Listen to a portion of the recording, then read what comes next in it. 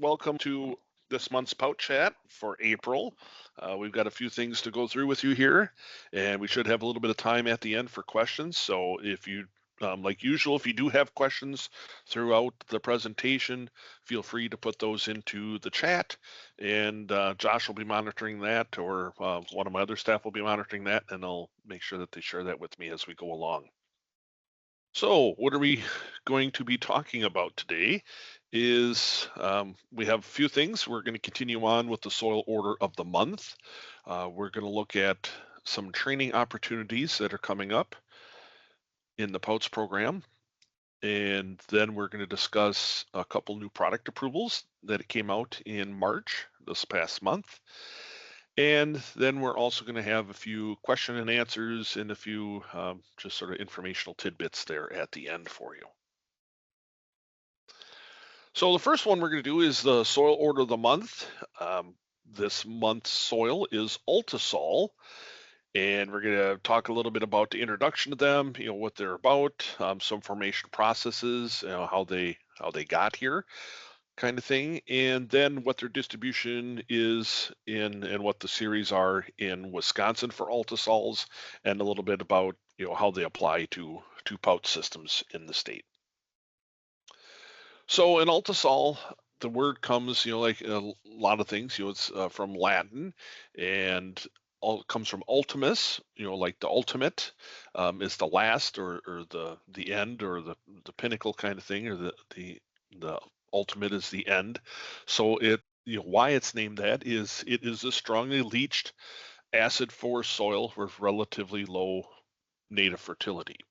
So these are highly weathered soils, and so it's that's why it's the end or the last, is that they've gone through.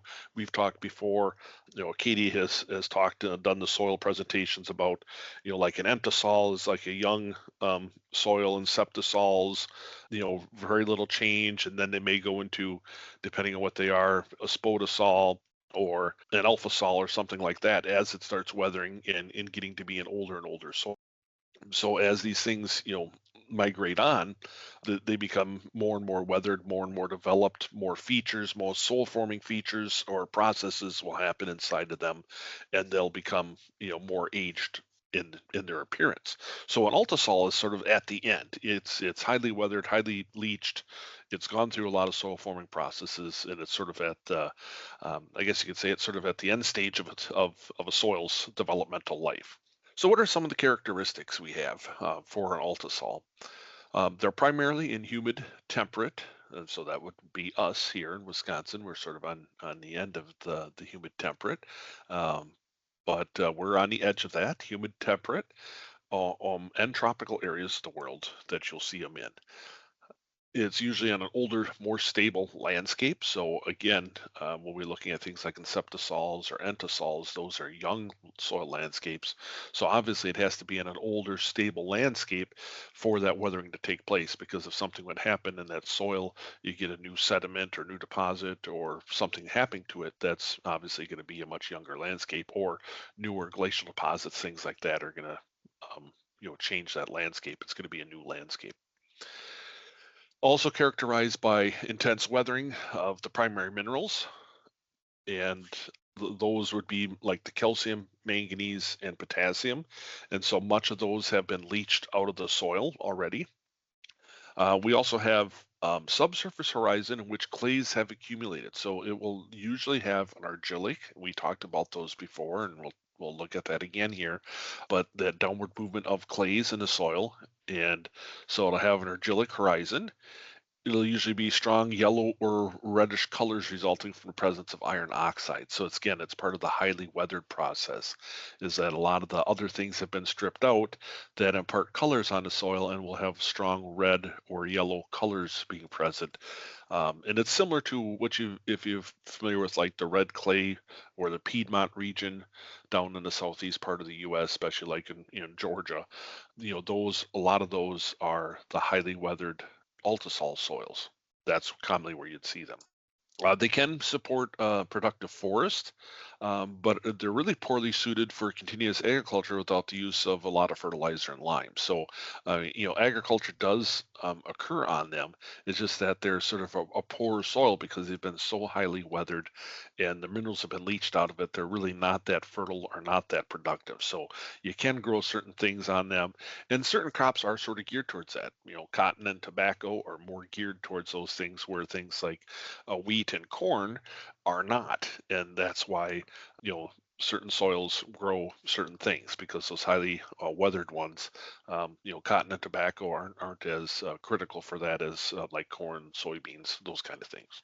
But the taxonomic class ends in ULT, which is for the altisol. So if you see anything ending in ULT, so we went through the ones before, like ALF was an alphasol or an OD was a spodosol.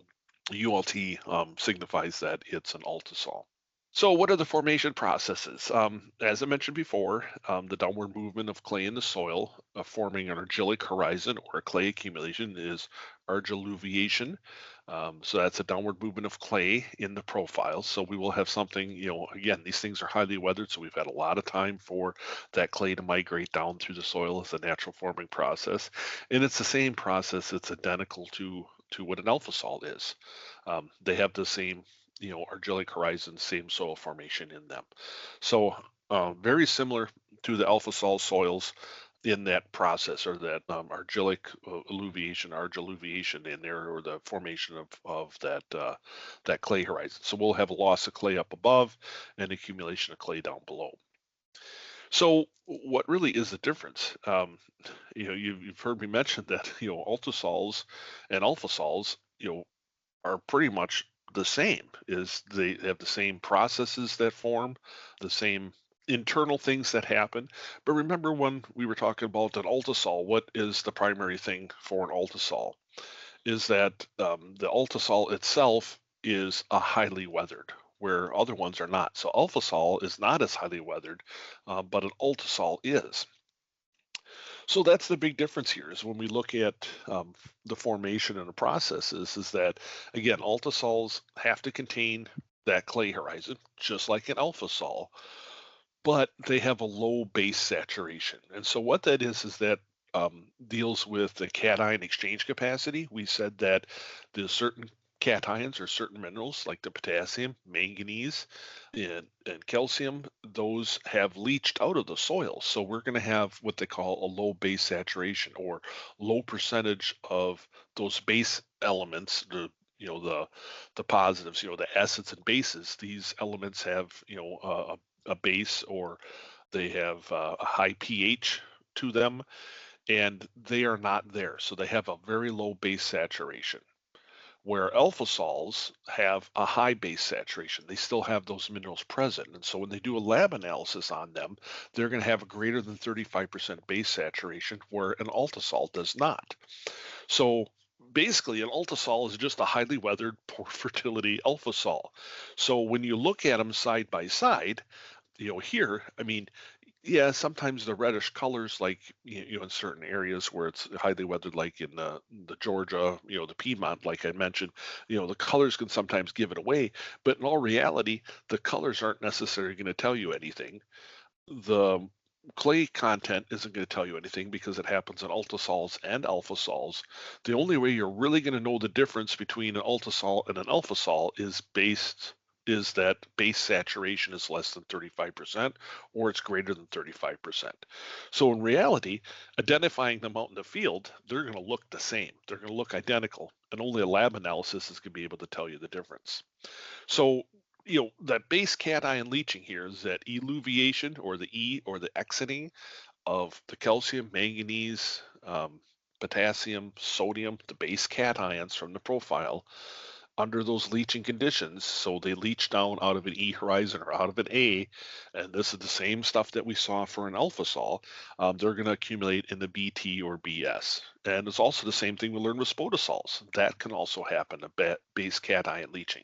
That's why we have in the sands, we have the BH or BS, and it's an acidic forest soil. So these are acidic forest soils, but these are acidic and they're heavier textured. So the sandy acidic forest soils are spodosols. The heavier clay acidic forest soils are altisols. So the only way again is look at a lab analysis, and you don't have to worry about it here. But the base saturation, they've got ammonia base saturation, and then the other base materials. But the important thing to look at is when you look at these things that leach out. Again, the only way to know, and this is actually the soil series here in Wisconsin, is the BT1, BT2. It shows that we are at a 33% base saturation. So it just sneaks under the wire for having a less than 35% base saturation. So that's again the only way to really tell an altisol from an alphasol is you have to do a lab analysis. So you're like, okay, so how do we identify these, or where are they located? Well, here you can see a couple different maps. You can see the one in on the right, which is sort of, well, the one on the left is worldwide, and the one on the left is a nation wide. The ones here in America is, they are scattered, more towards the humid climates, more towards the tropical climates where stuff has been highly weathered for a period of time. In the United States, they primarily in the southeast, where Piedmont, and there's other areas there where we've had some stable soils haven't been recently glaciated, so they've had a lot of weathering, a lot of time for them to be acted upon. And you'll note that, hey, Matt, I thought you said we have altisols in Wisconsin. Where is it? I don't see anything on the map. Well, I'm getting to that. So altisol suborders, we have different ones, just like the others, depending on whether they have a high water table. If they have that would be an aqualt. A hummalt would be drained with high organic matter. A humus, or the humic material, is organic matter. Utasols, humid climates.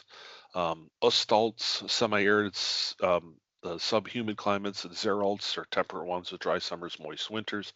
So there are a couple other soil orders. So where are they in Wisconsin? Well, we have one and only soil order. There's only one order of altisol in Wisconsin. It's pretty special, and or one series of the altisol soil order rather, and it's located between Rice Lake and Eau Claire, and it's called the Sioux Creek Silt Loam, and it's an aquic haplodult.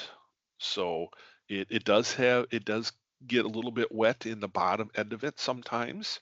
And the typical profile they list here is 0 to 8 inches silt loam, 8 to 14. You have an E or an EB, so it's either that eluvial horizon where it's leaching out.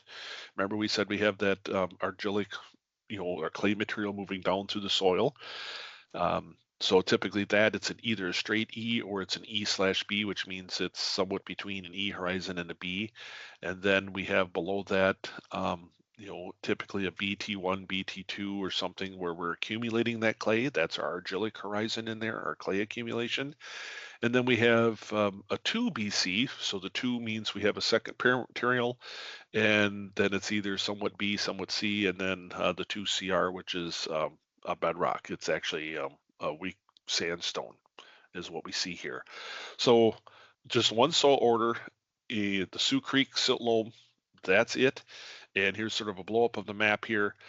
It's only 603 acres in the state. It's formed in a loamy till over a sandstone residuum, and historically a mixed woodland and some lowland areas. Now you notice on this air photo, you see these bright white spots that are appearing up.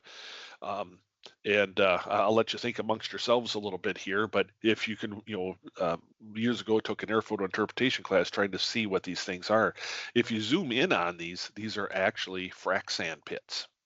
So what they're doing is they're removing the overburdened till and getting down into this sandy sandstone residuum and using it for frac sand. It's a frac sand mine in a lot of that area. So with only 603 acres, it's not something that a lot of people would look at as protecting a resource, but it is sort of interesting that, especially you can see some of these areas are very close to what's mapped as the Sioux Creek Formation. Sioux Creek soil is sort of being impacted now by frac sand mines. So hopefully they don't get rid of all of our altisol, because it's the only one we have in the whole state. It's sort of a rare, unique soil that's out there. So what are the impacts on a pouts with an Altasol? Well, it's I guess it's pretty easy here for us to identify because there's only one, so we don't have to generalize this saying like all alpha sols are this because we have a wide range of them across the state. Some are shallow, some are deep, some are wet, some are dry. Well, this one it's pretty clear because we only have 600 acres of it, and there's only one series, so we sort of know what its impact is. A couple different things is one, it's a shallow bedrock. It's about 3 feet or so, a little over that, 3.5 feet, and you're running into that sandstone. So it is shallow. You're not getting conventional systems out on this soil. It can also be shallow to redox. Also, in some instances, I've seen where it appears that there's some redox that's showing up on top of that sandstone, just because it's in a lower area and it sort of collects water, and it's not a upland kind of soil, so it sort of collects the water. And even though this isn't a code thing, they're not really a great filter of contaminants due to that low base saturation. So by not having those minerals there that help trap some of the other contaminants, that low base saturation, they're highly weathered. They're not the greatest at trapping contaminants, but still, with the clay there, they're still a lot better than sand. It's just that they're not as good as like what an alpha salt would be. Very minor, and like I said, it's not something that we would factor in our design, but it's just something to sort of be aware of. I know when I was talking with Katie about this, we sort of joked that if we, soil geeks, we'd geek out, go out there and want to see the only Ultasol in the state, and let the farmer know that you basically got a real crappy alpha sol. It's you notice you need to use a lot more fertilizer and lime on this site because it's not a very productive soil. But other than that, that's your sort of introduction to Altasol, the one and only Sioux Creek series in the whole state. So it's sort of an oddity, but there was one in the state. So anyway, so we finished up with that soils. I hope you enjoyed learning about the one Altasol that we have. So the next part I want to discuss is we want to talk a little bit about some training opportunities that are coming up. We want to make sure that I know here with the Pouch Chat, you obviously get education opportunities, but one of the nice things here is that by tuning in, you get to be the first one of the first ones to know about upcoming training that we have. So many of you have signed up to receive email alerts when things happen in the POWTS program. And we did send out I sent out a broadcast email, I don't remember when it was, probably about a week or so ago, talking about this training opportunity. So we are doing another 2-day basic soils this spring.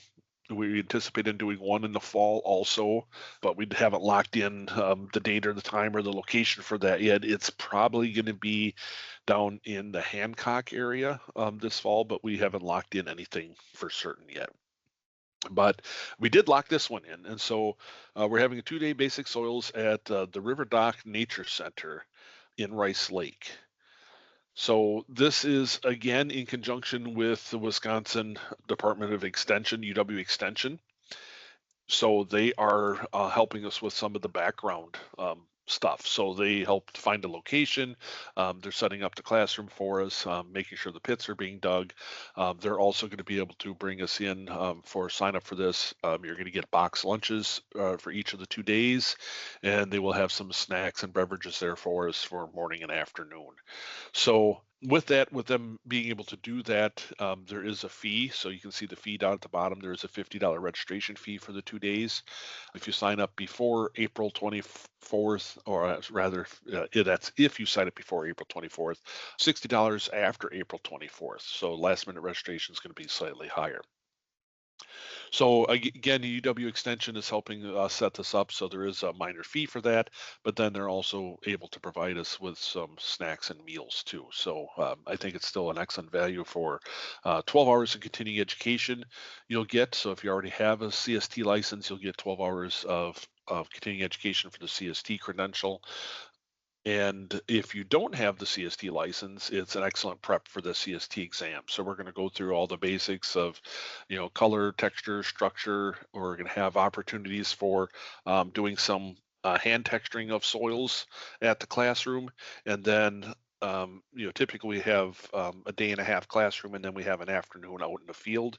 So then we'll be going out in the field to actually look at some soil pits, filling out some profile descriptions, and be able to sort of apply the knowledge that we learned in that day and a half out at the classroom, look at some sites and identify those kind of soils.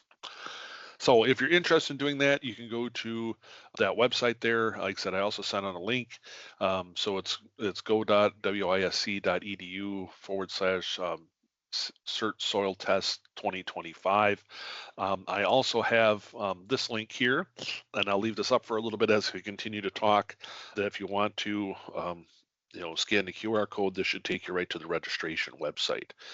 In addition to that, if you go on to our website where you signed up here for POWTS chat, we do have it listed on there with the link. Again, you don't actually sign up through the book when like you would for the POWTS chat. You would be basically redirected to the UW extension. They do the sign up for us. So it is limited, I believe, to 50 persons. So I know with an email, we didn't get a whole lot of sign up right away. There's still quite a few spots open, but now, with the POWTS chat here and as time goes by, more and more people are going to be signing up for it. So if you're interested, I guess sign up, earlier rather than later, so that you're guaranteed your spot. Also want to mention, this is something we're going to try new this year, is we're going to try to do some pop-up field days. So what these will be is just a field session. So similar to what we have for the basic soils with a day and a half classroom afternoon soil, what these are going to be is just the afternoon soil class. So I anticipate we'll meet out on the site. We may have a half hour, 45 minutes talking about, what the soil maps are, what the area is, some, basic information about the site or what we'll be looking at. And then we're going to look at some soil pits and anticipate these will probably be 3 hours long. And so you'll get 3 hours of continuing education for CSTs. And again, it's just a field session. So the good part is that hopefully we'll have them in maybe a half a dozen locations throughout the state. So we may be able to find something closer to you and be able to get to continuing education, especially if you already have a CST license. You won't need to sit through sort of the basic soils. You can just go and learn about the soils or the identification of those in the field. So that'll be great. The bad part is that we're going to try to do these in conjunction with UW Extension, with if they have other training for, they may have a crop consultant or a land conservation. It may have some pits open, and then we may be able to piggyback with them and use the pits after they're done with them. So these may be some short notice events. So we may not have a lot of lead time. We may not be able to say, hey, this is a month or two out. We know where these pits are going to be open. If we do know that something is going to be dug and we're going to have access to it, we'll let you know as soon as we can. But these may be sort of a short term, 1 or 2 weeks notice that these events are going to be occurring. But we'll try to let everybody know, especially those in the area and counties in the area, that these things are occurring, and so that we're able to get some folks out there and get some training. But again, keep an eye out for program sign up. And again, if weather sort of bonks us on the head and we're not able to get out there, we have a rainstorm, we may get washed out and may have to, cancel these. I don't know if we'll be able to reschedule them, based on, trying to get the pits out there with somebody else. But anyway, if you're interested in this, this basically just takes you back to the book when link, the same place that you signed up for the POWTS chat that we're doing now. There are none in there currently, but again, keep an eye out there. Like when you sign up for POWTS chat, look at this. Make sure that if you're interested in these as they pop up throughout the state, keep an eye out for them, I guess is what I'm saying. So the next section I want to talk about is new products. Want to make sure that you're aware of when we approve something that's sort of a different or new, that you're aware of it. And so a couple different things have occurred here in the last month. As we had Premier Tech Aqua approval. They were newly approved on March 10th of 2025.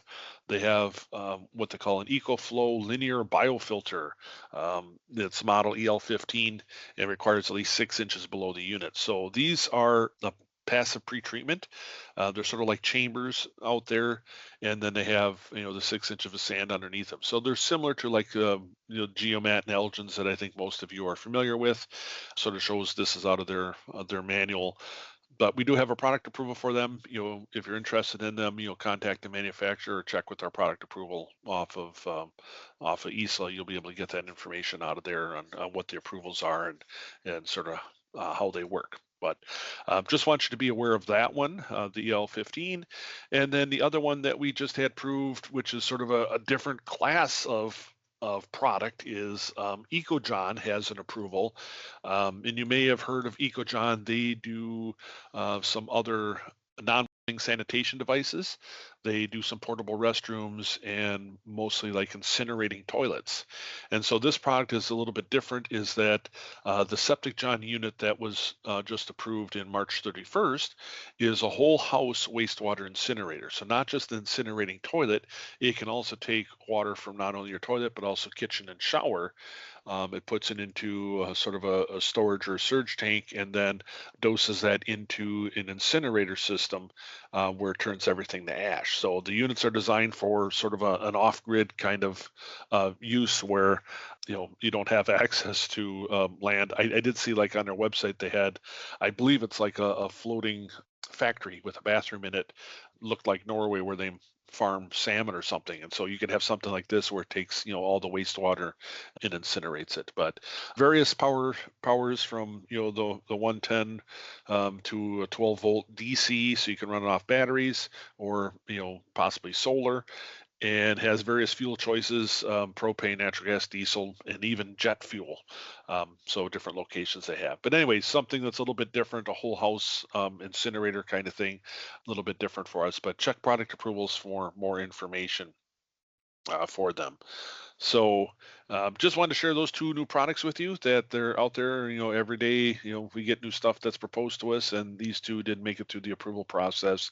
But again, if you have questions, you can ask us here at the state. We'll help guide you that through. Otherwise, you can look up their product approvals or contact the manufacturer for more information.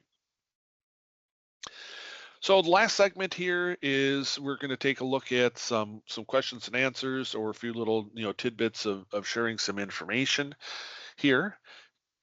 And these are typical questions that I have come in over the last month or so. And again, I figure that if one person's asking, others may have questions, or you may run into this, maybe if not now, may run into it in the future, and then hopefully remember that from our POWTS chat here.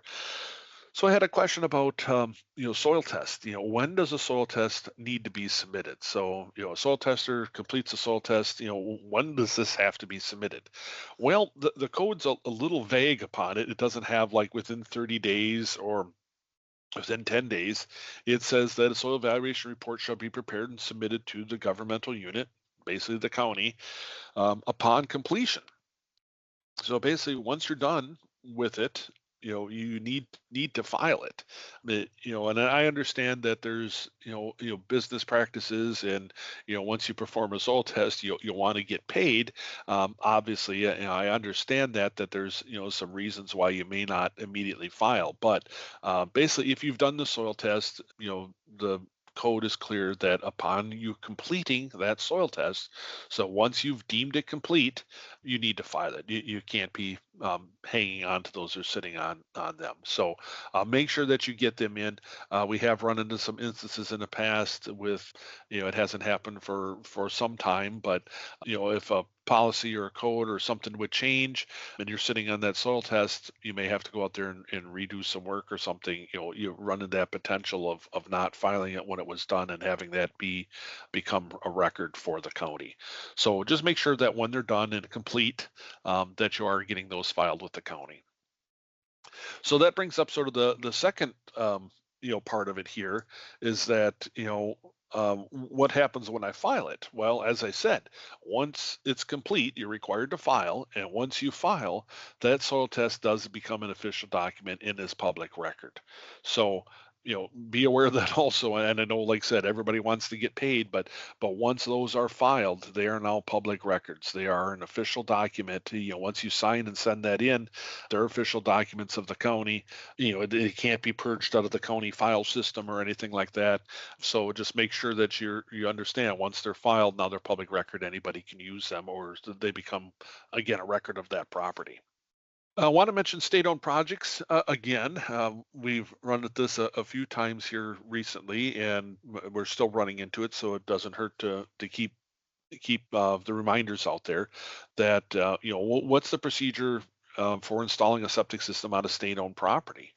And the codes and statutes don't differentiate between well, in one respect, they don't differentiate between a publicly owned, state-owned facility or a privately owned one. So the same codes, the same rules, same design criteria, everything is exactly the same, except that the counties don't have jurisdiction over state-owned facilities, state-owned property, but the state does.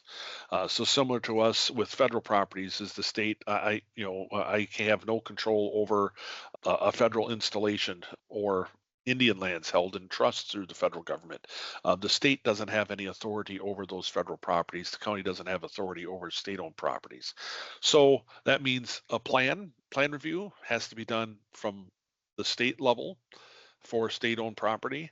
Permits have to be done at, the code still requires a state permit. It's just that the state will issue that sanitary permit, not the county. So I know some installers or designers have contacted the county. County says, oh, we don't have anything to do with that. Well, that's partially true. Is they don't have anything to do with that, but we do at the state. We still have to issue a state sanitary permit. And then as part of that, the inspections are done through the state. Now we may have some county folks help us out, and we've done that because obviously, if I'm you call for an inspection and I'm here, doing POWTS chat, I'm not able to do an inspection, or if we're away doing other things. There's very few of us scattered across the state, and sometimes it's hard to get to these installations to allow you to do your work that you need to do. So be patient with us. Give us the lead time. If you can set ahead to say, hey, next Friday we're going to be doing this, does that work for you? So that we can make sure that we're out there to do the inspections. Just be aware that you're probably going to have some more lead time with these kind of projects, as opposed to working with the counties. But again, the rules are the same. It's just that the state has jurisdiction over the plans, the permit, and the inspection. So that leads to the second part, is then how do I apply for a sanitary permit for a state-owned project? Well, it's similar to what you would do, for a plan review. So if you go into ESA and you're submitting a plan for state review, and instead of selecting a plan, you can select submit for a sanitary permit. So how you would do that is, this is the front-facing screen that you would see. You'd select the area for permits. The program area would be POWTS, but then instead of selecting POWTS component manual design or individual site design or miscellaneous review or that, you see that it says POWTS sanitary permit. So you would select that and then upload your information, pay the fee, and then you'd get your sanitary permit that way. And so, we would actually be issuing that, again, that permit through the state. So similar to a plan review, it's just you'd be obtaining a permit instead. Had a question about yard hydrants. What's the setback from a yard hydrant? Well, it's not a well, so we don't have a well setback that doesn't apply. But because we have piping there, it's water supply piping. Even though it has a terminal, that pipe there that it's mounted to, or that it's sitting on, is the water supply piping, and that has a code setback of 10 feet. So it's just easy to see where that is. But again, any water supply piping, we would have to have a setback of at least 10 feet. And that's the same whether it's a tank or the drain field. It's a 10-foot setback.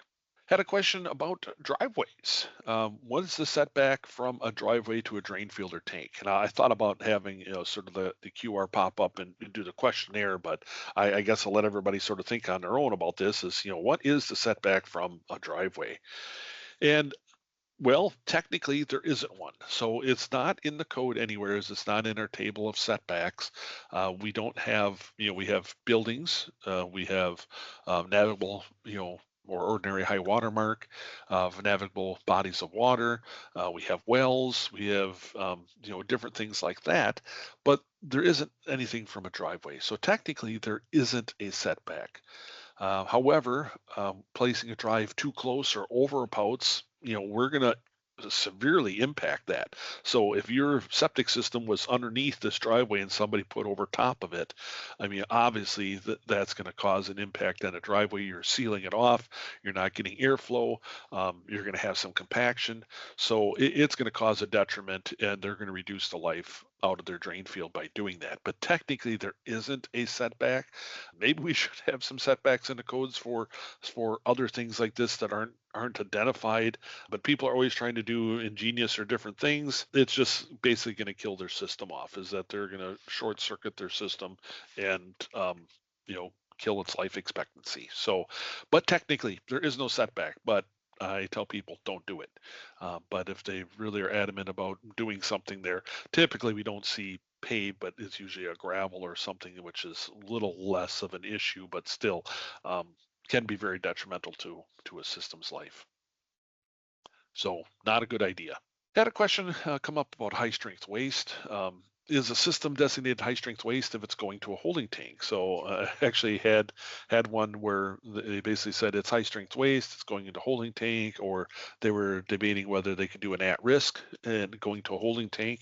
So, well, it's not really high strength waste, or it's not relevant. So although high strength wastewater is above the parameters that are set in a code, so that's a 220 BOD, 150 TSS, 30 FOG, those parameters are for soil-based systems. So that restriction is it's considered domestic wastewater going to a soil-based system. We have to meet those parameters because all of our loading rates in our code and all of our tables are based upon whatever a point 0.7 or point 0.6 or point 0.4 loading rate is based upon. That's how much that soil can handle at 220 BOD, 150 TSS, 30 FOG. So that's why we have to meet those numbers. So if it's high strength waste and it's above that, it doesn't really matter because it's going to a holding tank and being pumped out and taken to a wastewater treatment plant. So the high strength waste issue is irrelevant if it's going to a holding tank. That's only relevant if it's going to a soil based system.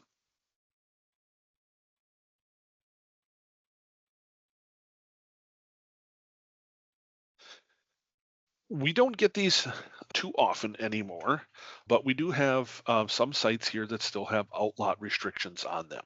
So prior to the year 2000, we required a 24-inch separation, or at least 24 inches of suitable soil, rather, in order to get a mound. So we had a lot of sites or a lot of um, subdivisions that had these outlots that were created because they did not meet the code. And at that time, holding tanks could not be a system of choice. They were not allowed for new construction. So if you didn't have 24 inches of suitable soil, it was not a buildable area and they were deemed as an outlot. And so people would have these outlots just so they had more yard, but they were basically not usable portions for building. Now, outlot restrictions come in a whole wide range, is that some are just plain outlots and they're not a buildable lot. Others had very specific requirements that said, no buildings for human habitation. Some others would say mound only restrictions. Others would say, whatever. They had various different restrictions on there for the outlots. So, what is needed to remove an outlot restriction? Because right now, the state code, this is different than what the county may allow, but the state code allows holding tank as a system of choice. So basically, no matter what kind of soil you have out there, according to the state code, you could do a holding tank as a system of choice. Now, if you remove the outlot waiver and the county says no holding tank for new construction, that's the only thing available, they still may not be buildable, or there may be some other rules out there. But as far as we go from the state's end of it in the POWTS program, we will remove any outlot restriction. It's codified, it's a $100 processing fee for that. So you apply to us for $100, we'll remove it. What you'd have to do is you'd have to apply as a miscellaneous review, and it's an $80 fee, and we'll change it to 100 because again, it's in the code that we have to charge 100 for this. But if you apply for that, and again, we'll walk you through this because, back at 2000, we had a lot of these. I was doing a couple a month there for a while, but a lot of these outlets have already been removed. But if you do run into this and want to remove the restriction, we can do that. And the reason I'm mentioning this is we just had another one that recently popped up here. But the Department of Administration Planning Division, they handle the subdivision planning and they handle the outlot restrictions. So even though you got a release from DSPS for the restriction to the outlots, you have to send it to DOA for them to remove the outlot designation and make that buildable. However, remember that there are other entities out there and that there may be other restrictions, so it may not just be unless it specifically says um, no or mound only restriction or something like that. There may be some other agencies that have restrictions. Maybe DNR has some kind of restriction because it's a conservancy or something, or DOT has a restriction because it's potential for future development of a roadway or something. So just be aware that you need to talk to DOA Planning Division to find out what the restrictions are, what needs to be removed. But if it's something that you want from DSPS, a $100 processing fee will issue that letter and get you on your way to talk to DOA to remove that waiver or get that waiver taken care of. Had a question about drain field disposal. What do we do with that? So, if the most ideally would be just leave it in place, build in a different location. But if you do have to haul out that material, unfortunately, it is sewage contaminated material and it would have to be disposed of according to the DNR's rules. So again, if not left in place, natural materials you might be able to spread out on an approved land spreading site. A lot of farmers are gonna like a bunch of gravel being hauled out to the field, but synthetics, I mean, definitely not gonna like, and those should probably be taken to a landfill. So if you're ripping out old contaminated chambers or easy flows or something like that, you're probably gonna have to landfill that. But again, this is DNR's area for that disposal of that contaminated material. So you really need to contact the DNR for guidance on that. But from what I was last told, if we leave it in place, that's fine. But otherwise, if you're excavating that material, you're probably looking at landfilling it most likely. Yeah, we had a question in the chat on Yeah. outlot restrictions. Sure. It asked if this was for both state plats and county approvals, and if the plat was approved by the county, does DOA actually get involved? I believe so. If it is an outlot restriction, even though the county may approve it, I believe it has to go to DOA for finalization. So outlot restrictions, I still believe, are all handled to the Department of Administration. But if you have something specific you want to know, we can help you look into that. I just don't encounter much anymore, but I believe everything is finalized at DOA, and they're the ones that ultimately have to remove it. Also had a question come up recently about experimental system, an old experimental. Again, we're not running into these much anymore because the experiments are long concluded, but there are still a couple hundred of them out there across the state, at least. So what's the protocol to replace an old experimental system? So if the experiment is no longer active, which again, most are not, a lot of these experiments were done through the small scale waste management program, and those professors have long since retired.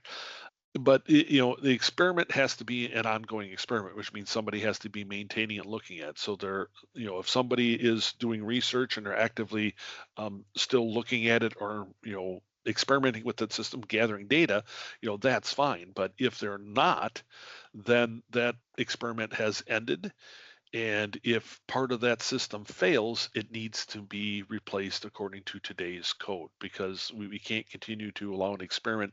A lot of the experiments were done because they did not meet the code at that time, and they sure don't meet the code now. So they have to be brought into compliance and meet today's code. So basically, if you're fixing the drain field, obviously that's going to be the bigger one.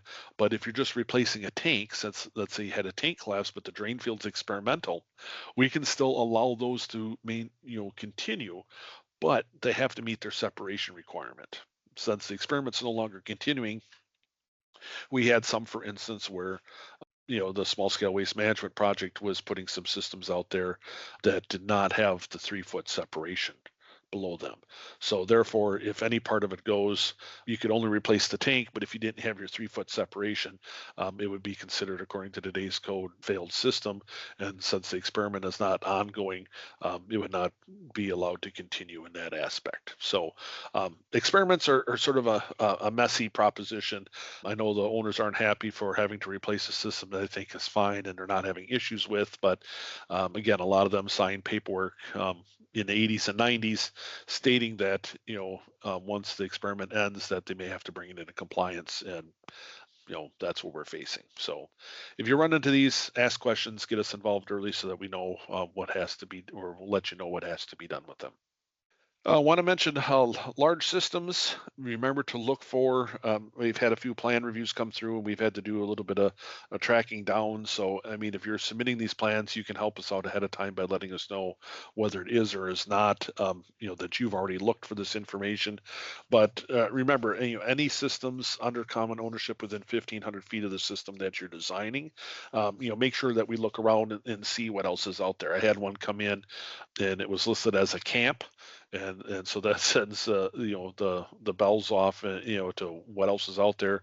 I looked on Air Photo, I see, looked on a county maps, see that they owned a bunch of land in the neighborhood, a bunch of buildings, and had to start asking questions about what else is out there within that area. So just be aware, we're going to hold them up at plan review if we start identifying some things where there's other ownerships in the area.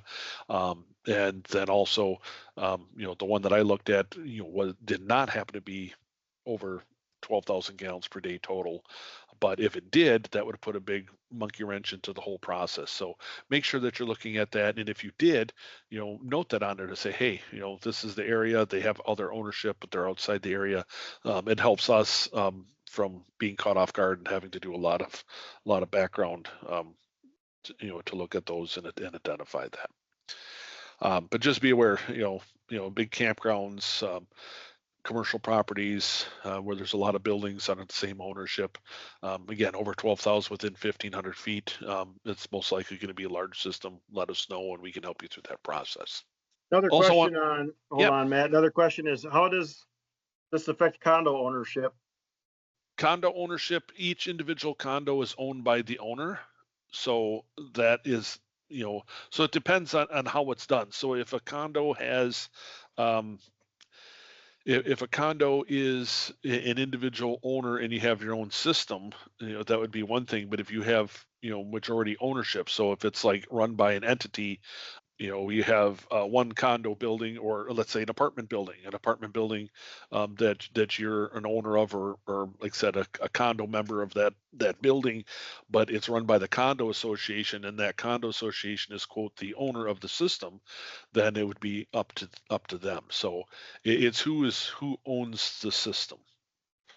And you have to be majority ownership. So I don't know if that really clears it up for you. Sort of depends on who owns it. Is that usually if you're a condo owner, you don't necessarily own the system. It's usually like the condo association or HOA or something that you're a member of owns it and operates that system. So if they have several buildings next to each other that they own or operate, then that may be considered a large scale system. Next thing I want to bring up is less than A+4. If you encounter less than the A horizon plus 4 inches, so you have to have the A horizon plus 4 more inches, 2 redoxymorphic features. If you don't have that, then it assumes, the code assumes saturation to the ground surface. So make sure that you're identifying A horizons properly. So an A horizon is identified by a dark color, indicating an increased amount of organic material.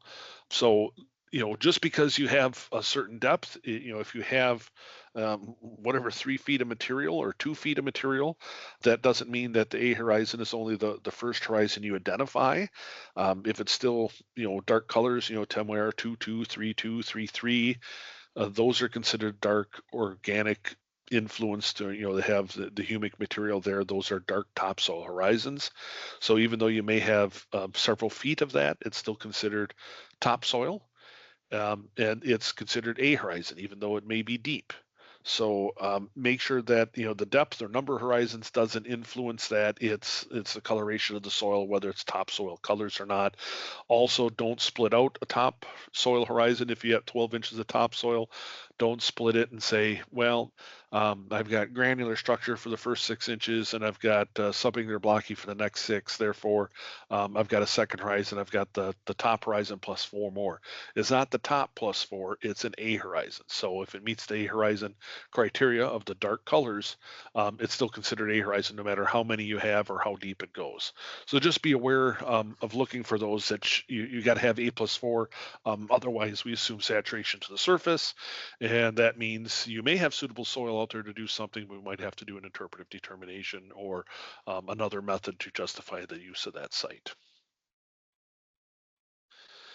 Want to mention that the POWTS TAC, Technical Advisory Committee, is meeting April 24th. I don't believe the agenda has been totally finalized, but I think the topics for discussion are going to be the DNR, DSPS Memorandum of Understanding for those large scale systems. I think there's going to be some discussion for that. And then I believe we're going to be talking about some SPS 3D3 appendix revisions to our table. We're looking at adding in things like wedding barns and a few other things, rearranging some stuff. So we want to run it from the TAC and get some input from them.